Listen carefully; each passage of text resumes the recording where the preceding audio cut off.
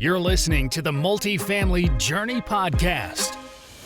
In this show, you'll hear industry experts share tips of success and failure from their real estate investing journeys. You'll get a transparent look behind the curtain while you learn to fulfill the lifestyle you want to live and achieve your wealth goals. Get ready for the journey to financial freedom through investing in multifamily real estate. Here's your host, Blake Dailey. Hey everybody, welcome back to the Multifamily Journey Podcast. Today's a super fun episode with two really cool guys. I think you guys are going to like it. So we've got Stu Grazier and David Gutierrez. So together they are the two founding and operating partners of Storehouse 15.Establishing Ventures. And what that is a turnkey provider, and they provide in the Milwaukee area. So basically what that is, if you don't know what turnkey is, they purchase homes, rehab them, and then sell them to investors and basically manage it for them. So this is a single family space, not quite multifamily, but a lot of the principles that we talk about today are super applicable to multifamily, especially in raising capital and building your brand and relationships to grow your business. So I think you guys are going to like this. So both David and Stu are Navy officers. Both have been in for like 18 and a half years. So they're getting close to retirement, but they've been building up this business for a long time. Both have about a decade of real estate experience, and both graduated from the Naval Academy. So really good guys, good values. And both of them, you'll hear about how their personal values really reflect in their business. And I think that's like one of the most important things about this topic today is the consistency that they have in their personal brand and their values. And what that allows them to do is build more authentic relationships with people, and in turn grow their business by, finding deals and specifically raising capital. Because as they mentioned in the show, it all starts with the relationship. Like that's the foundation of raising capital. And it doesn't have to be some systemized approach that's super daunting and it makes it hard to do. Really, it's finding the people around you. And we mentioned it's like those tier one connections, like the people you're closest with that you already have that relationship with, especially when starting out, presenting them with an opportunity, right? You're the investor, you're doing the work. And these people that you've seen or close with, they see this. So when you get a good deal finding, that's the key, is finding a good deal, of course, and you bring that to them as an opportunity. That's the big mindset shift there, is that you're presenting an opportunity rather than asking for money. And once you can get over that kind of mental hurdle, it makes raising capital for your business a lot easier. And then you'll hear us talk about just being yourself, right? Sticking to what's true to you and letting that shine through your personal brand and how you present yourself, and then your business brand as well. So you see Stu and David's personal values be reflected in their business and with their online presence. And that's really helped them to transform their business in one that's growing and has a waiting list of private investors waiting to invest with them. So a lot of good stuff today, talking about the relationships, talking about online presence, talking about converting people from I don't know you to eventually investing.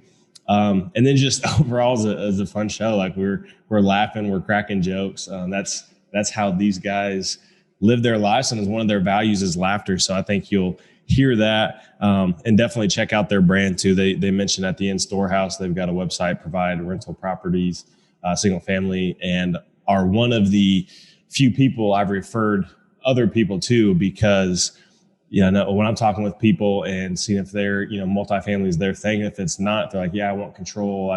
I like single family more. Then I have no reservations to say, hey, you need to go talk to Stu and Dave with Storehouse, because they're good people. I trust them. And yeah, they just have a really good business. So I really think highly of these guys. Loved getting to talk with them and ask some more specific questions about raising money and how it's helped propel their business. So I think you guys will get a lot out of it too. So yeah, with that, I guess actually before we get into the show, if you haven't yet, please go leave a rating and review on iTunes. You can pause it right now and go to the show and just click the 5 stars. That would be a huge help. And if you do, just shoot me an email and with that screenshot, and I'll give you a shout out on the next one. But yeah, with that, let's get into the show with David and Stu. All right, David and Stu, welcome to the podcast. So glad to have you guys on. Thanks, Blake. Appreciate it, buddy. Yeah, man. Thanks. Pumped to be here. Awesome. Too pumped to talk, baby. Blah, blah, blah. There we go. Let's get into it. So for those who don't know you, David, we'll just start with you a little bit about your background, and Stu will do you and get rolling. Yeah, sure. So I am a 18 and a half year active duty Navy officer. I'm a cryptologic warfare officer by trade, and Stu and I were Naval Academy roommates. So that's kind of where our relationship began, and just since then, just obviously growing. And Naval Academy, is that like a community college out there on the East Coast? Yeah, it's a trade school, but what separates it from the Air Force Academy is that it's actually accredited. So yeah, it's love it. Starting off strong. Little school. But so just been serving for the last 18 years. Stu and I have always been interested in real estate, been doing it independently. And, it's just a passion of ours. And a few years back, we'll probably get more into this in the podcast, but we just started talking about starting our own turnkey business because we had both had terrible experiences independently, completely unrelated. We just happened to be doing turnkey with a couple different companies, had terrible experiences, like I said, and ultimately just decided that if we just live by a couple core values, one being integrity and just being honest with people, that we thought we could build a business that would flourish just simply by telling the truth. And honestly, it's it's been a huge blessing to start Storehouse 310 with my brother Stu, and that's where we're at right now. Love it, man. Love it. How about you, Stu? Yeah, man. Same. Went to the Naval Academy. Still in as well. I'm currently stationed in Denver, Colorado. Unfortunately, it's on an Air Force base. I have to deal with Air Force people all the time. But it's all good. I was a pilot by trade. I flew helicopters for 10 years, and then Boeing 737s for 3. Now sitting at a desk managing people on my last tour here. But it's been a good ride, and been a lot of fun kind of building this business out with Dave, and kind of growing in that realm as well. So yeah, it's been a lot of fun. Hey, Stu, would you say that working with the Air Force is really preparing you for civilian life? Because, I mean, technically, aren't they just the honorable alternative to military service anyhow? Is that kind of how that works? Yeah, man. What I've noticed is most Air Force folks are out from about 10 a.m. to like 2 p.m. So they take lunch and go play golf.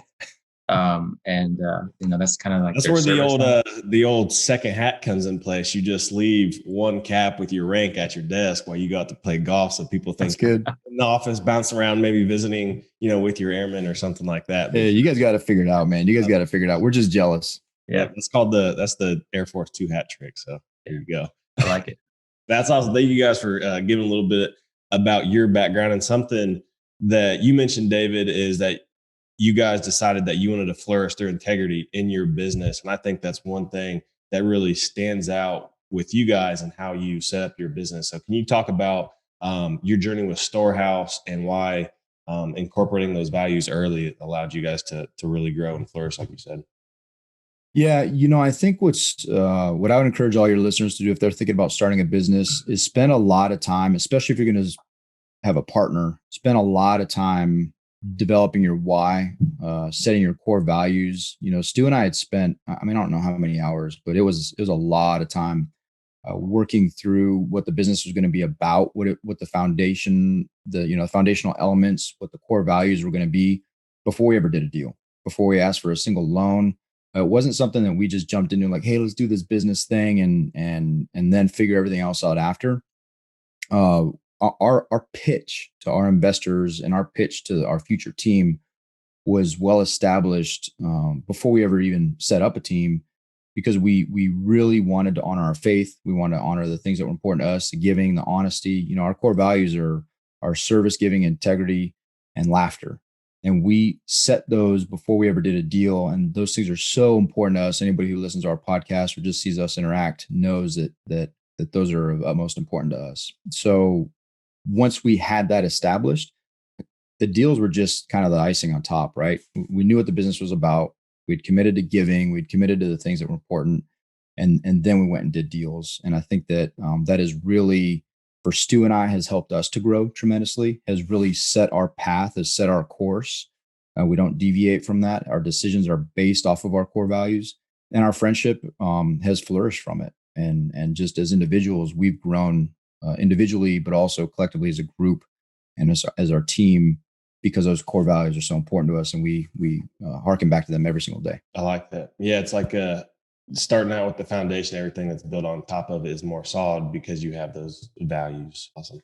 So based on that, I think, and what I've seen from you guys is your ability to bring in investors. And I've talked to some of them that invested with Storehouse, and it just always comes back to like the quality of you guys before like the investment has ever been mentioned. I think that's a credit to you guys. So how do you think all that has allowed you to bring on more private investors, and also like how private investors have allowed the business to grow and scale like it has? Yeah, I mean, I think I don't think we would have a business without private investors. I mean, we had some investors early on invest into us because they had faith and trust in us. And I think that's really what it boils down to is, because of who we are as individuals, and because we set this business up to reflect our own personal core values and our personal background, and kind of we have a faith base to it as well. And because of that, I think people can put that trust in us, and that's really what it boils down to is trust. And if you don't have that, if you can't build that, you're never going to grow a business, especially if you need private investors. So we can't do this business without private investors, and it's been a true blessing for us to kind of have that into our business plan. Yeah, and I think to add one other thing on that is you also have to make sure that there's not, as we like to say in the military, a say-do gap. And Stu and I, it's easy to say, hey, we have these core values, and there's these there's these four things that are super important to us, and our faith is important, and we love Jesus. In practical application, we've written a lot of checks to investors. We've taken hits, we've taken losses on deals to make things right. We've honored, tried to go above and beyond warranty items, and honored our investors in ways that may have cost us. And I only bring that up to say your actions have to speak to, right? There can't be a say-do gap. You have to be willing to put it on the line. You have to be willing to take a loss to give your investor a gain, because then they see that and they'll come back, right? And I think that's a key thing. Like, you have to be willing. You have to go into it knowing, hey, if I'm going to take a loss, like I'm always thinking about these deals that we're doing, these bigger deals, the some of the commercial deals that we're getting into, the bigger loans that we take for our for Storehouse 310. I'm always thinking, okay, worst case scenario, and this is a little bit morbid, but how long would it take me to repay all these investors, all this money? And what would I have to do? I was just thinking about it last night before I was going to bed. Like, what would I have to do? And I think you have to think that way if you really want to have a business that is reflective of your character and your values. That's really good. I think when you have a business that begins to take on investors, your stewardship of their funds becomes more important than your own personal gain. And I think that like speaks volumes to you guys. Like, when, obviously you don't want a deal to ever go wrong, but if it does, like, you guys have written a check and, take that hit on the chin. And I think, oftentimes the people that fail are the ones that try to scrape out money and then lose their investors and then lose their ability to raise in the future. And especially in real estate, if you're doing single family houses or if you're doing apartment complexes, you're eventually going to reach your limits if you don't bring on private capital. You can only do so much yourself. I mean, not many people that get into real estate investing just have $10 million into the bank. There's a reason that people seek out real estate for financial freedom like you guys have, like I have. So what would you say to those people who think that, raising capital, hey, this makes me anxious, or I can't go talk to people? Like, why is it? What can those people do? I think if you look at it a little differently, it probably will open up your eyes, because what we've done is all of our investors have become like friends of ours, and it's a relationship based business. And so for us, that's been really a part of the process in the business that's been fun for us, is creating relationships. And we have a lot of private investors that are old friends that have, we've known for a long, long time. And then we have some other private investors that have just recently kind of come into our network, either through referrals or just kind of, friends of friends that have been passed on. And that part of it has been super fun for us, is just to build relationships and grow the network. And for us, David and I, we really like networking and talking to people and having meaningful conversations. And what would you rather have? Like a business relationship with someone who's like a friend of yours who you can get on the phone and talk to and kind of hang out with and go have a beer with, or some random dude at a bank who you'll never really talk to or have a relationship with? So for us, it's really been meaningful to have these relationships that you're investing with. You're offering opportunities to them to be able to grow themselves, and instead of just working with a random bank. So if you look at it from that perspective, it's not that scary. And if things do go wrong, then you're working with a friend to kind of work it out, and you look at it as a partnership more than just a transactional based thing. And I think there's also important, for action steps too. And it's so cliche, but I'll tell you, just do it, right? The first time you pick up the phone, ask for money, it is difficult. It's new, and you may get told no, and you probably will get told no, especially if you don't have any, backing. It depending who you ask, I guess. But at the end of the day, you're gonna have to, as your deals grow, you're gonna have to get out of that comfort zone and just ask. And you also have to believe that what you're offering is a good deal. And that, I think, is something that's huge for people. When you're doing this, you have to convey the confidence that what you're offering, you're not standing there with your hat in your hand necessarily. You're saying, hey, I have an opportunity for you.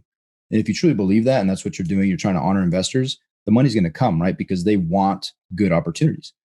So I think there's also that element of it to have the confidence, and you'll build the confidence and fake it till you make it if you have to, but make sure that you're, that your mindset is such that you're offering opportunities, not asking for money. And then the other side of that, to Stu's point with the friends, one of the things that we ask ourselves is, when we're looking for money, money is out there, money is infinite. You can find it. You want to make sure that the people that are giving you money, would you want to have a beer with them? Right? That's a question we ask ourselves all the time. Hey, would I want to have a beer with this guy? Nah, I don't connect with this person on a moral level, whatever. Hey, it's not even worth it. It's not even worth to partner with those people. You will find an investment. So be very, don't just chase the money, be very intentional about it and do business with people that you enjoy doing business with. And then finally, what are you going to do for your friends? I mean, you do a lot for your friends, right? So if you're making relationships, building relationships, these people that are investing with you, that you're offering opportunities to, you are going to work your butt off to make it the best experience and make it as beneficial and productive and just overall positive experience, because you care about that person. I think that's a key too. Yeah, there's a lot of good stuff in there that you both said. And I think it's worth breaking out a little bit. I think back to the beginning, it all starts with kind of the mindset that you're offering an opportunity rather than asking for money. Like David, you said, you're not sitting there with your hat out. And when you think about it that way, like you're the investor, you're the one spending your time and going out to find a good deal. So when you finally have that good deal that you're raising money for, like you have that opportunity. So go at it from that stance. Like, don't necessarily go ask for money, but present opportunities. And then when you combine that with going to people that, you're already comfortable with, you have a relationship with, and there's substance in that relationship, then it becomes much easier. So it's not always picking up the phone and calling like the richest person, which might be, that might be a hard lift for somebody. But if you have, friends who trust in you, who might want to see you succeed and grow and succeed with you, it becomes a lot easier. So it's all about building the relationship with your investors. I love how you guys asked that question, like, would I want to have a beer with this person? To ask that kind of question is important, because it's a long-term relationship when you get into a real estate deal, which is, generally an illiquid investment, right? Like on the syndication side, it's usually at least 5 years. On the on the turnkey side, it could be, longer depending on how long they hold the property. So yeah, it's a relationship. So love that stuff. Yeah, we've had plenty of people that have wanted to give us money, and David and I've been like, I don't know if this is the right fit.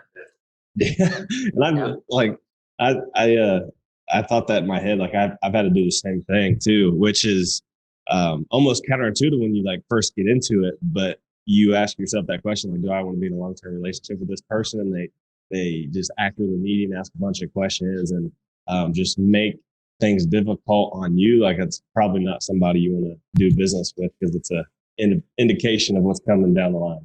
When you're yoked to that person, right? You're now yoked to that person, and what they do and what they say is your name is now on that. And so I think it's important to really, choose wisely, because there's this partnership now, and there are things that it just, people don't think that way, right? They think about the money, they get the money in the bank to do the deal. And if that person's not aligned with you, man, you now made a long-term decision to be tied to somebody. And are you equally yoked? That's not a question you want to ask after you put that money in your bank account. Yep, absolutely. And I think when you come at it from that perspective too, it gives you stronger investors who, if you have a relationship with, they're more likely to refer you out to their friends who are like them, who might be similar to you, and have those values in it. It like fosters a community between you and your investors. And I've seen you guys do that. I've seen little sparks of it in my early stages as well. So I think that's really important too, is finding the right investor, because it's not all about the money. That's good stuff.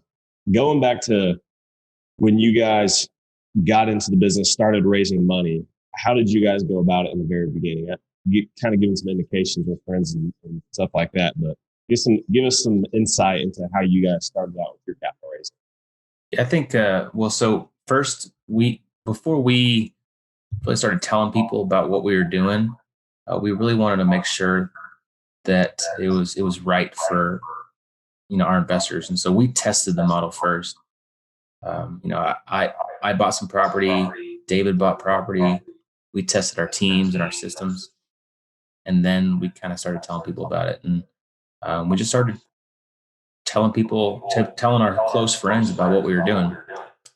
And David had a few friends that were really excited about it. And again, offering an opportunity, not asking for money. And we had some people that were really excited about it. And so they wanted to jump in and be partners with us. And just real quick, before we go any deeper, like how hard was that, right? Did you have to like go lift up the world? Did you have to like sell your soul? No, you just talked to some friends and presented the opportunity. So I think, man, getting to this point, it holds a lot of people up, right? They get to the point of, all right, I want to invest. I know I need private money to do it, but then don't take the next step because it seems too daunting. We've talked about it a little bit, but like what you just said, Stu, is talk to some friends who are excited about the opportunity, and you guys move forward together. That nothing there is that scary or that hard. And that's how it starts. Everybody that I've talked to that has raised any amount of capital, it always seems to start from that level. Like friends, like what I'd call like tier one connections, like people who you talk to frequently, who are in your life, and they're seeing your progress, and you share that opportunity with them, like you're saying. Yeah, and what's the worst that can happen, right? They say no. I mean, I think that once you're still gonna be friends, right? Hopefully, yeah. and no, I don't want to invest with you. We're not friends anymore. Like, God, don't talk to me ever again. Hey, and if it did happen, then you should count yourself blessed, because you just recognize someone that's not really a friend. So at the end of the day, it's all about just taking that action, and you're going to get told no so many times. You'll get used to it. It's no big deal. But then what's crazy, what Stu and I have kind of recognized, and you alluded to this earlier, is you find the right people. And then, our friend Bill Militello said that even in our network of military people, of vets, the money's infinite. There's more money in our group of vets than you could ever raise, spend. It's crazy. And so once you kind of have proven yourself a little bit. Once you get a couple of those yeses, a lot of times money will come from places you don't even recognize, right? Or that you don't anticipate. And it's all about those relationships and establishing those relationships. And then, just being genuine to who you are and being true to who you are. And then, I just think sometimes that the no's come, but there's just a lot more yeses than no's right now. Yeah, I think that's a good point. It's just where we're at in the market. There's a lot of money out there. And something you said too, want to kind of pull out and expand is like, find your community. For us, maybe it's that military community because we all share certain traits or, background experiences. I went through basic training, whatever that is. And even breaking that down, maybe that's, your community college guys or my mirror institution guys. But you make a joke about it, right? You make a joke about it, but it's true. Like immediately have a connection. You immediately have a connection. We get on the call. I intentionally get the coffee mug that I get. We start making jokes with each other, but it's a connection. We laugh, we form bonds, and talk about plebe year, about dually year. Like right. You guys have those common experiences. Or if you didn't go to a school like that, whatever school you went to, like talking about, the professor you had at whatever school it was, or, some kind, you guys came from the same company, like talking about the boss you used to have, whatever it is, like you're part of a lot of different communities. So like dig down into your communities to find the people that you have, commonalities with, and can use those to strengthen the relationship.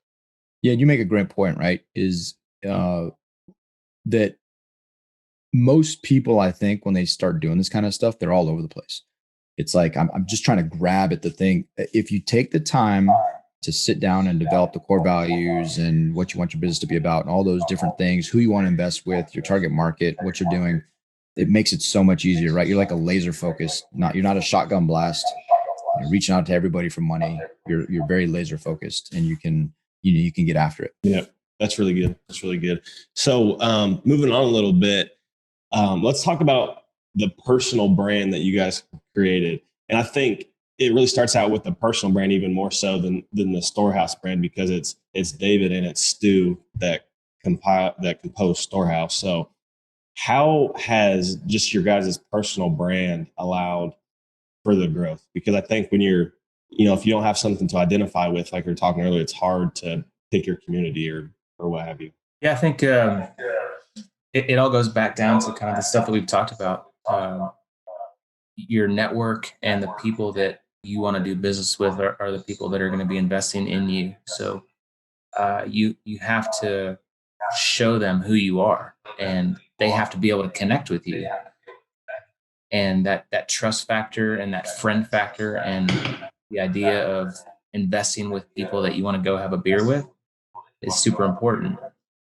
And to David's point about not just having words on a website or a piece of paper, but actually following through with actions, it is incredibly important. And that spreads, and that word, the referral is super important. Yeah. And I think, being true to who you are is important as well. Right. And I can't overemphasize it. So for Stu and I, we love Jesus.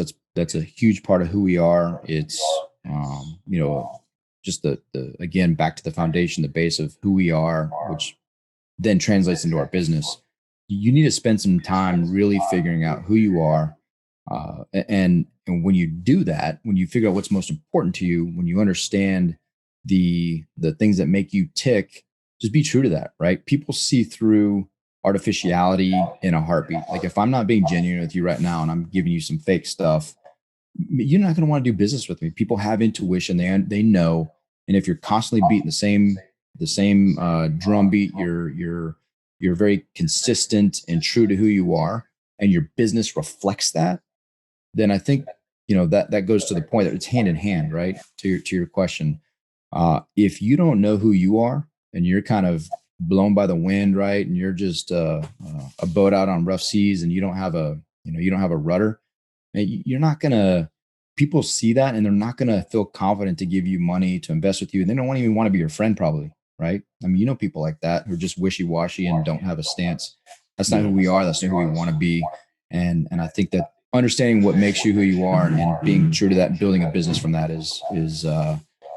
will pay dividends. Man, that's so good. That is so good. I want people to like rewind the last minute because that's huge. I think a lot of times in this business, you'll see somebody that tries to hide behind this like veil of artificiality to make them look better or look different instead of just being them. And when you're like presenting yourself out there to the world and there's inconsistencies, like that stuff is noticeable. Maybe not to you, but everybody else is seeing it. And that's one thing that I really admired about your guys' brand is like you both are very consistent with the Storehouse brand and with the business as a whole. So that's something that I've tried to model as well. Because if you for like say the aspiring multifamily investor or whatever, if you're like trying to hide behind a number of doors you have or something like that, then I think it becomes apparent pretty quickly. If you're not able to stay true, then you're going to have problems. So that's really good. And if you don't spend the time to figure out who you are, then how do you know if you're staying true, right? And I don't mean to harp on this, but I will say that the time spent in self-development, self-reflection, being self-aware, these are things that at the CO school, the XO CO school that we go through in the Navy, they focus on these things more than they focus on, well, if you have a legal issue and you go through NJP, like they don't talk about that stuff.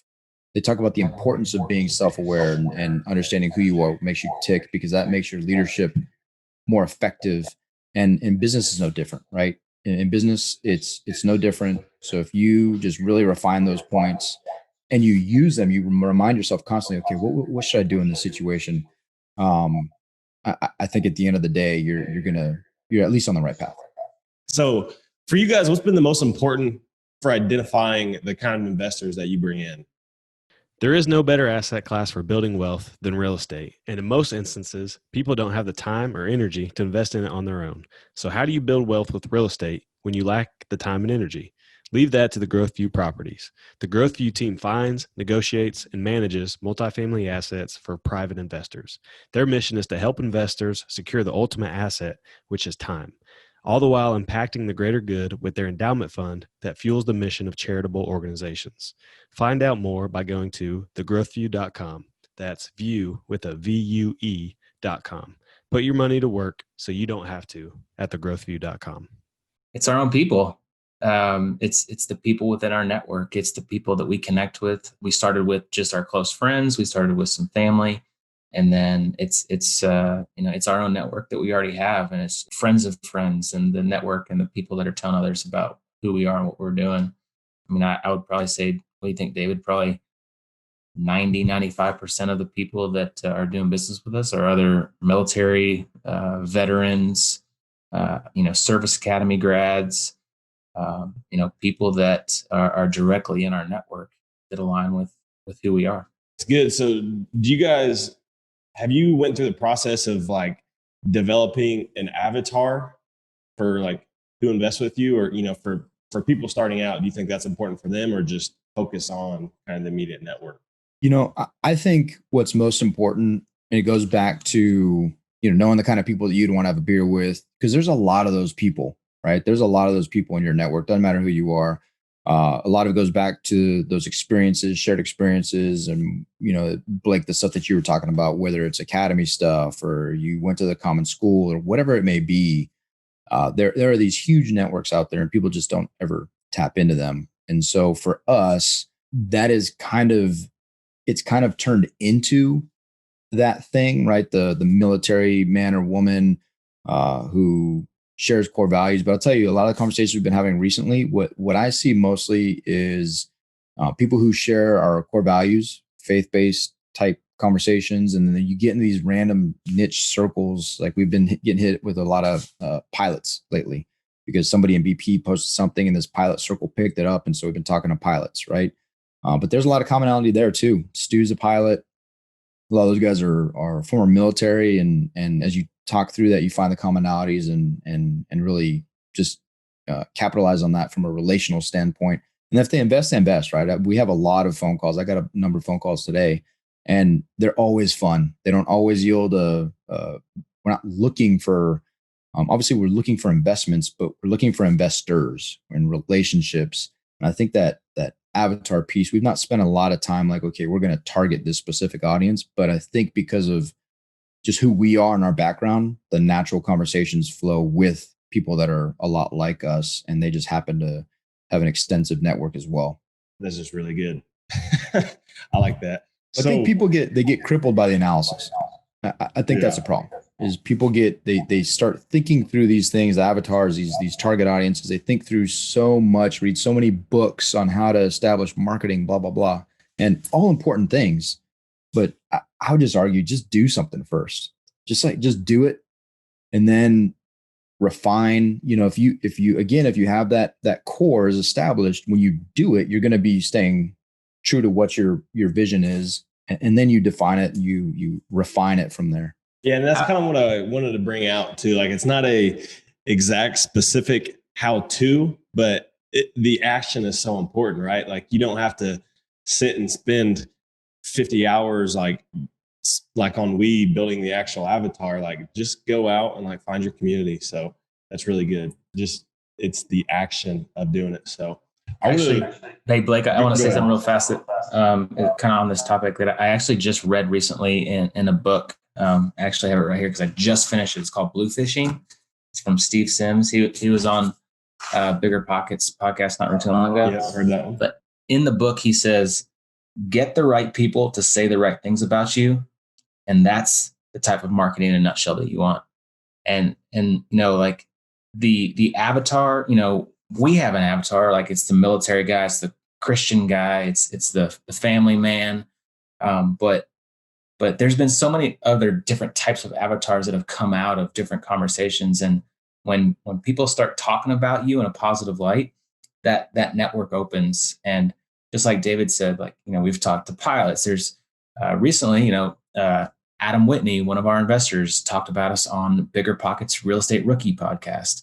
And we have tons of people now talking to us that have never been inside of our network, that have come out. Like, we're talking to doctors and dentists and brand new investors that are civilians in random places around the world, around the US. And that network opens as people start to talk about you in a positive light. And so I think that's incredibly important when you're starting to look at marketing and building that brand out. Yeah, I love that. I actually haven't heard that episode. Now I need to go listen to it. He did an awesome job, man. It was awesome. Yeah, that's good. Yeah, give you guys the endorsement. So of course. That's awesome though. Strength of the network right there in action. So I wanted to make a little pivot to the online space and how you guys have been able to continue to grow the brand and gain awareness. So how have you guys extended your values to your online presence and stayed consistent with yourself over those mediums? Yeah. I think anybody who listens to our podcast very quickly will realize what we're all about. What's the name of that podcast? Filling the Storehouse with Stu Grazier and David Gutierrez. On iTunes. Yeah, get on there. It's on iTunes. But the things that are so important to us, we talk about so much because they're so important to us, right? And what's interesting, and like if you go to our website, for example, storehouse310turnkey.com. If you go to our website right up front, you scroll down a little bit, the first thing you're going to see are our core values. It lays out, breaks out why they're important to us and what they specifically mean. And that we felt that was important because, we could have, a website can open with a number of ways, right? It can have a landing page, it can have the deals, it can have perform, it can have a ton of stuff. We felt that the most important thing was who we are and what the business is about. And so we are always emphasizing those things. We're always talking about them. So and that extends to, what we do on LinkedIn, what we do on our podcast, what we do on the website, Facebook. I'm terrible at Facebook. So, don't try and find who I am on Facebook necessarily. But even with like our 30 days of gratitude that's on Facebook, on our websites, these different things that we do that are important to us, it's just the same message. It's constantly the same message. So what's interesting is there's also, I'm sure of it, because I've had some interesting conversations, but there are also people that don't want to invest with us because of that. And that kind of vets people out because they wouldn't want to have a beer with us because our core values don't align. And it also brings and attracts those people that you want to attract. And again, it's just Yeah, it's good that it's like pre-screening, right? So it is. It's a big like pre-screening. funnel, so it puts the right people in the funnel. Absolutely. And so that's consistency. And I think it's super important to like just be real. We're just human beings, real people, and we're okay. On our podcast, like we don't edit anything. We if we make mistakes, we say some stupid stuff, and we just laugh about it and keep on going and keep push forward, right? But I think people at the end of the day like resonate with that. They're real people. They make mistakes. They have hard times. They have good times. And we're just unedited, ugly human beings and people that are real. And speak for yourself. David's kind of like he's got a crooked nose, bald head, kind of. Yeah, they call that classic good looks is what I've heard that referred to. That's what it is. I like that. No, I think that's super important though. Like it goes back to what we were saying earlier. Just be real and be yourself. Be unapologetically you. Yeah, and for us, it was really important that laughter was part of our core values. That may be I don't know if that's unique or not, but it is truly something that you listen to what we talk, banter back and forth, make fun of each other. I mean, always laughing, right? And that just builds into everything else that we do. Yeah, and that's one of the core values. Laughter just makes everything more fun, and people want to come along the journey with you if they're having fun. If you got a business partner like Stu, like how do you not laugh, right? Like how do you not make fun of him? How do you not build that in? It's awesome. It's a ripe ground for laughter. Every time, man. Every time he's got to dig it in there. There you go. I like that. So, I mean, with all this online stuff, then do you think other people should be boosting their online presence and sharing, their past investment experience on social media and stuff like that in order to propel them forward? I think there has to be a kind of a mix of both. I think there has to be in today's day and age, you have to have an online presence. There is a ton of good that comes out of social media and being online. But at the end of the day, I think there is still an incredible value that comes with, having a conversation over the phone or, in person when we can, having a meal of food with somebody or a beer or a coffee, and really like one-on-one connections. And that's where I think David is really, really good at it. I'm trying to be better at it. David's a super personal, kind of close, he's a hugger, he loves to hug people. Having those like personal connections on a phone call or in person, I think is super important. So I think you have to have both. The converse of that is I am terrible with my online presence. Admittedly, like without Stu, we don't have what we have online because I'm terrible with it and I admit it and I'm trying to get better. So it's that balance and trying to really, because how many people can I reach with a hug, right? It's that person. It may be very personable and I meet that need in that moment potentially, but there's also a message of hope that we like to push out, of opportunity, of values, and Stu's pushing that online, and that potential is unlimited. Millions of people click on that, right? And so it's a balance, and I think it's super important to really. I'm trying to get better at it and being challenged by my business partner and best friend to be better at that. Because we got to talk to Facebook about making a hug button instead of a like button, and then you can really. I love that. That would be awesome. I'd be like hugging all the time. I'd be all over Facebook at that point. Be like, hug. No, it's good. I think it expands your audience. I don't think it's completely necessary to do deals, but I think if you want to grow, it's kind of what you guys alluded to. You almost have to have it in today's age, because believe it or not, there's other people doing turnkey or there's other people doing multifamily. So you have to be able to reach your audience in order to, find new people, to find deals, to find investors, all this kind of stuff. So what I want to talk about a little bit with you guys is how through this online process do you take someone from I don't know you to I want to invest with you through the content you guys put out on social media and the website and all that? So it's interesting. I think a lot of I think David gets it too, but I'll have a lot of people will reach out and connect with me, or we'll have conversations on the phone, and they'll say something along the lines of, "I've been following you for a long time, and I finally took the opportunity to reach out to you."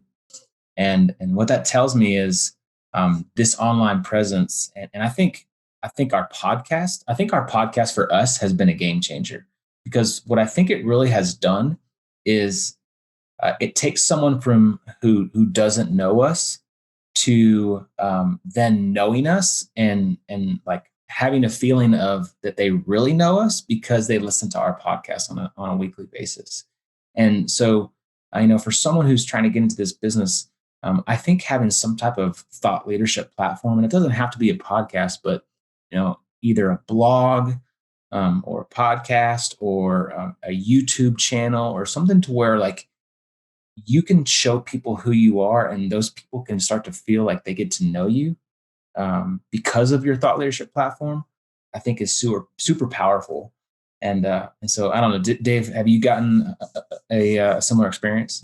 I think, and again, Stu's done an amazing job at being on a number of podcasts and really getting out there. And I think that it does help for sure. And people who listen to the podcast, like what's funny is people who listen to the podcast, they pick up on Stu and my relationship and the relationship that we have of laughter and teasing and banter. And that's one of the first things when they do talk to me, they talk about that stuff, right? It's not about the deals, because the deals are what the deals are. The deals are good deals, but they're all very, things that we focus on, breaking the 1% rule with 10% cash on cash year one with the continued appreciation, and your money grows, and we underwrite very conservatively. None of that stuff changes based on our core values. But when people are listening to the podcast or looking at whatever it is they're looking at, however they're being fed, and I think that's also important. Stu and I we talk way more about the content we produce and how it can influence and how it can add value and make someone's life better, more than, hey, I don't even know if we ever even talk about like deals from the perspective of doing these podcasts to generate cash flow or deals. We just don't. It's not the point. We want Storehouse to be something that is an influencer, right? We want to be influencers that do deals and offer opportunities.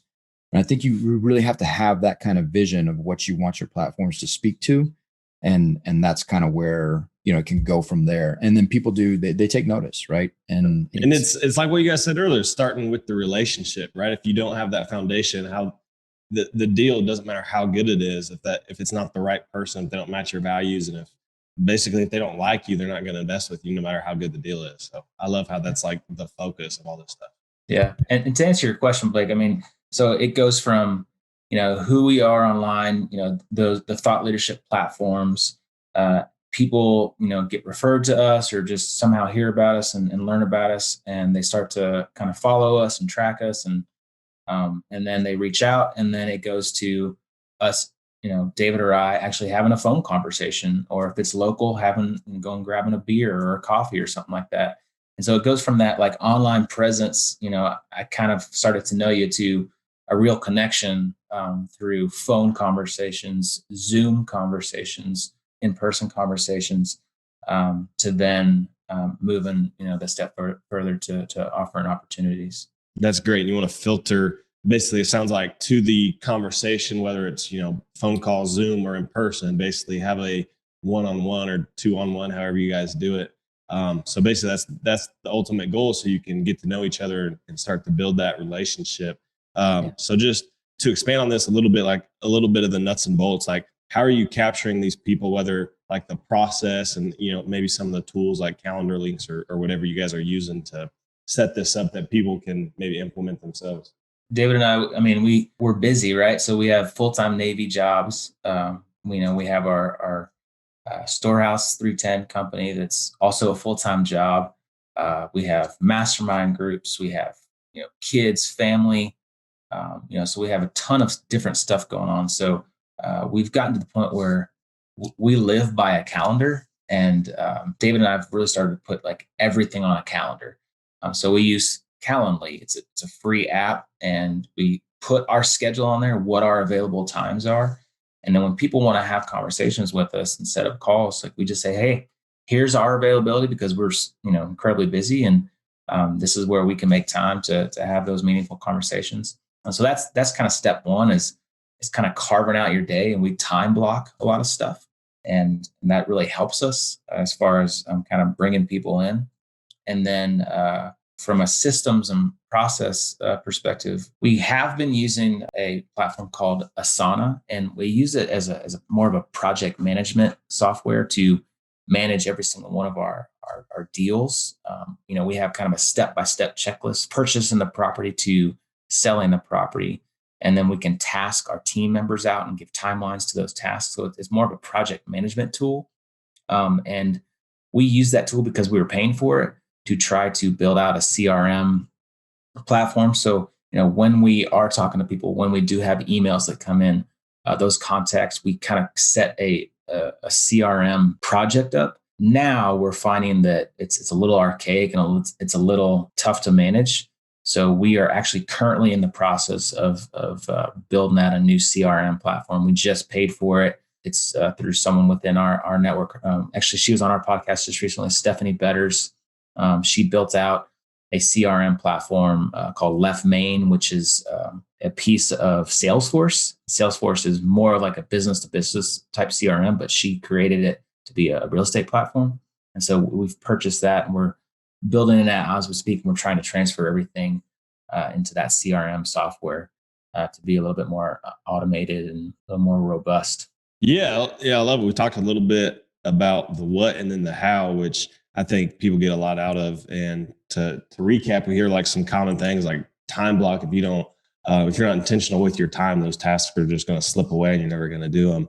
And then finding a CRM, like Asana has a free version that I've used at my Air Force job, and just to keep track of some stuff and test it out there. Podio is another free like CRM that you can use. And then there's of course ones that you can pay for. Meeting Bird is what I use. Calendly is what you guys use. Yep. Another free calendar app that you can put your schedule on there. So a lot of good stuff there. And I know we're getting to the end here. So quickly before we get to the last segment, wanted to ask you guys, like, what do you envision for the future of the Storehouse brand? Like, where are you guys headed? That's a great question. And I think, Stu and I are spending time.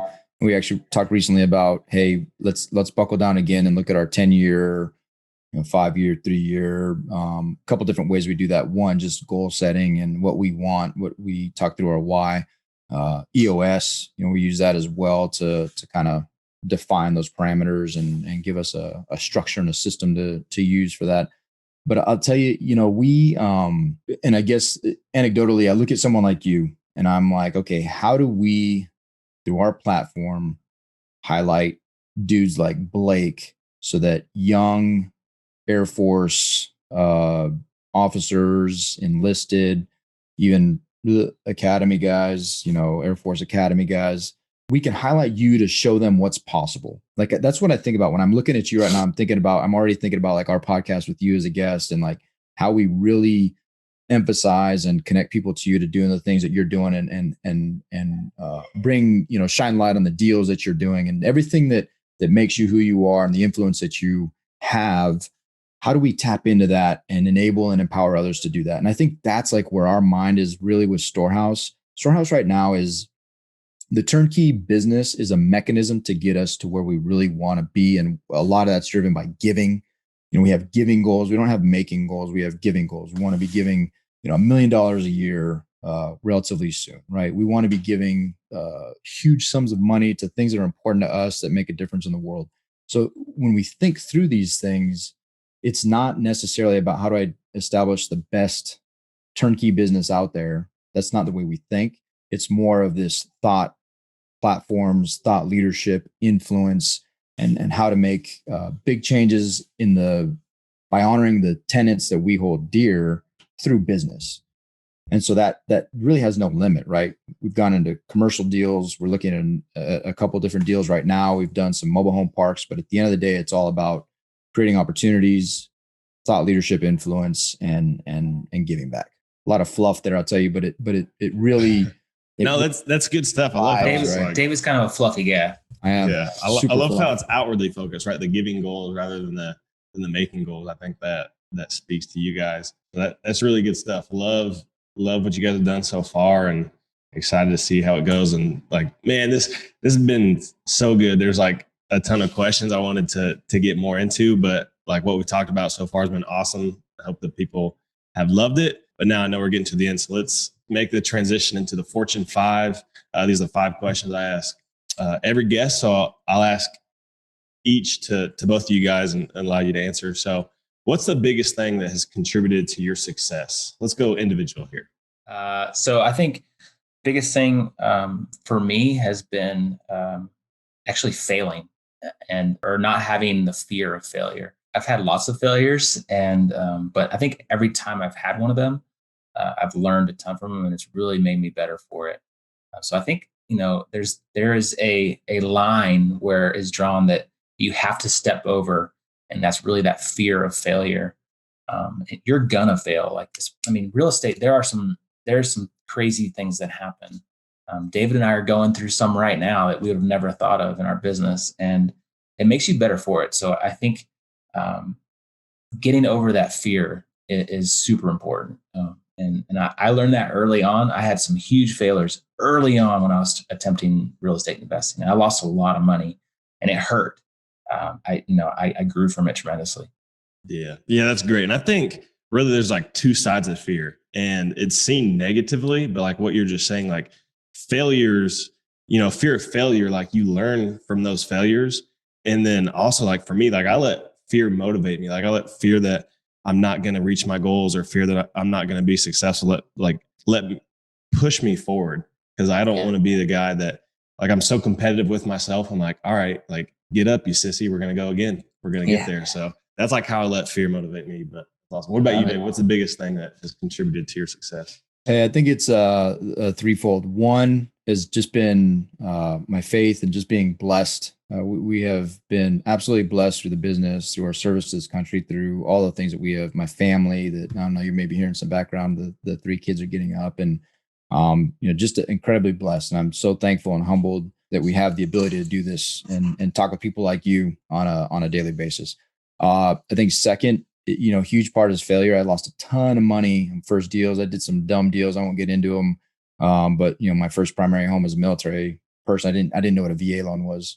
So if you can imagine how dumb that is, right? Like for me, I say that not to disparage anybody, but more that I bought a house in Hawaii at $400 a square foot and had no idea what a VA loan was. And so that obviously didn't turn out well. It was also in 2006. And then finally partnerships. Yeah, bad timing. Partnerships for me has been huge, man. Like I have my military career and my business career, my marriage. I operate better in partnerships, and I know that about myself. I'm not like a lone ranger type guy. I'm a partner kind of guy, and I have chosen amazing partners. First and foremost, my wife, and then my second wife, Stu, as a business partner. If you don't choose that right, second wife, I've never heard a business partner called that, but I like it. My work wife. I think both of our wives get jealous because we probably talk to each other more than we talk to our wives sometimes. So yeah. No, I've been guilty of the same. No, it's huge, man. You have to spend time to choose wisely, because if you're not equally yoked, or even yoking yourself with somebody who's going to challenge you to grow, that has been a game changer for me. These last couple of years, I have grown tremendously, just based on my relationship with Stu in our business. Love that. Next question for you guys: what has been your biggest mistake so far that's turned into a learning lesson? I'm gonna feed off of David's last answer, because I think it's super important. I would say for like the first 10 years of my real estate career, I tried to do it all myself. I tried to buy properties by myself. I tried to do everything by myself, and I think that was a huge lesson and really failure on my part.